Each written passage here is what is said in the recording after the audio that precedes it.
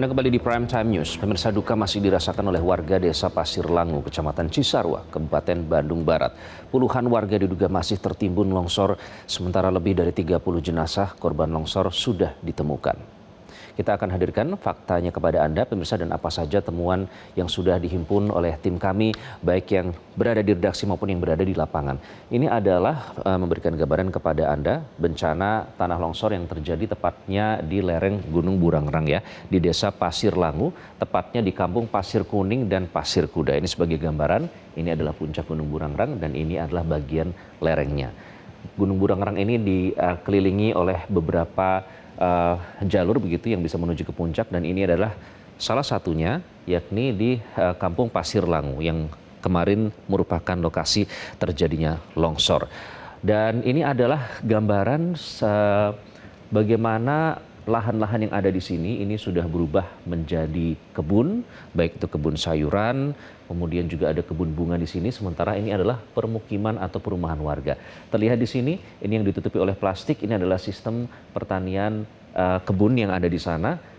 Luasannya ini dan sebarannya cukup luas, sementara itu ini adalah rumah-rumah warga, terlihat dari atap-atap yang berwarna coklat, dan longsorannya ini berasal dari atas kemudian hingga menuju ke rumah-rumah warga yang ada di sini hingga menimbun perumahan warga dan berakibat pada puluhan korban jiwa yang hingga kini masih terus dicari. Nah, ini adalah peta dari Google Maps yang kami himpun pada sekitar tahun 2025. Ini adalah kondisi desa Pasir Langu sebelum diterjang bencana longsor untuk memberikan Anda gambaran.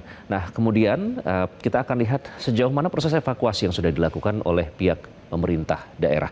Dalam hal ini pemerintah provinsi, ada Gubernur Jawa Barat yang Kang Deddy Mulyadi yang menyebut bahwa longsor dipicu oleh alih fungsi lahan yang tidak terkendali. Ini adalah video pada saat Deddy Mulyadi turun langsung ke lapangan untuk memantau proses evakuasi, dan bahkan terlihat di sini ya, ini melihat dan membantu tim SAR gabungan yang terus berjibaku dengan waktu untuk menyelamatkan atau mencari korban-korban longsor yang terjadi di desa Pasir Langu. Bisa terlihat ya pemirsa betapa luasnya kawasan yang terdampak longsor di kaki Gunung Burangrang ini, yang disebut sudah sangat kritis akibat perubahan fungsi lahan dari kawasan hutan menjadi pertanian sayuran. Nah, menurut Deddy, permukiman dan juga lahan pertanian di kaki Gunung Burangrang ini seharusnya tidak digunakan untuk kebun sayur secara masif. Seperti yang terlihat tadi peta yang kami hadirkan kepada Anda sebelumnya, betapa masifnya perkebunan sayur yang sudah ada di lereng Gunung Burangrang. Kita akan dengarkan bagaimana pernyataan dari Deddy Mulyadi pasca longsor ini terjadi. Jelas kebun sayur, kebun sayur di kemiringan, dan di atasnya kebun sayurnya udah naik ke puncak, dan pohon-pohonnya udah mulai ditebangin sebagian. Daerah-daerah yang seperti ini tidak layak jadi kebun sayur, layaknya jadi hutan bambu. Berarti Pak, pengawasan dari Pemda KBB sudah ini gimana Pak? Sudah lama kita ini nggak sesuai. Ya. Sesuai Pak. Sudah lama kita ini membangun tidak didasarkan pada mitigasi bencana. Ya. Ini kan. Artinya dengan kejadian ini mitigasinya lemah Pak? Iya, sejak awal tata ruangnya udah. Dan kami akan berikan gambaran kepada Anda melalui visual video udara. Pemirsa, ini adalah video udara dari kondisi desa Pasir Langu usai dilanda longsor.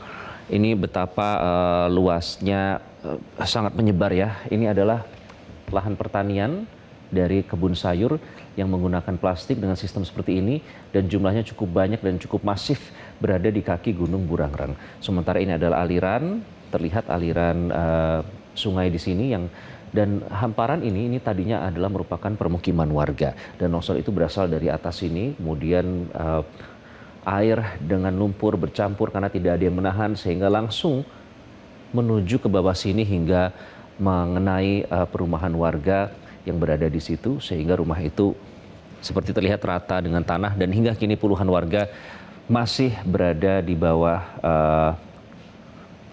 wilayah yang ada di sini, dan sampai saat ini masih terus dilakukan upaya pencarian dan juga proses evakuasi. Dan tadi sudah terlihat ini perkebunannya di sini terlihat, dan kemudian pertanian juga di sini, dan alat berat juga sudah dikerahkan untuk dikerahkan semaksimal mungkin mencari korban yang masih dilaporkan hilang. Dan tim SAR gabungan ini terdiri dari berbagai elemen, tentu saja mereka melakukan upaya semaksimal mungkin agar semua korban yang masih dilaporkan hilang dapat ditemukan.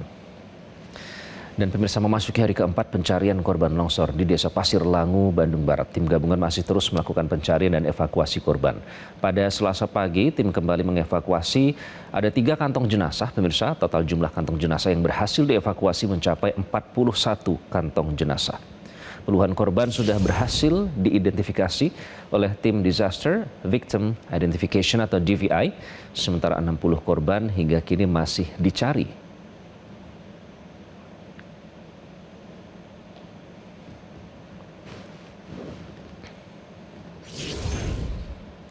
Jelajahi cara baru mendapatkan informasi. Download Metro TV Extend sekarang.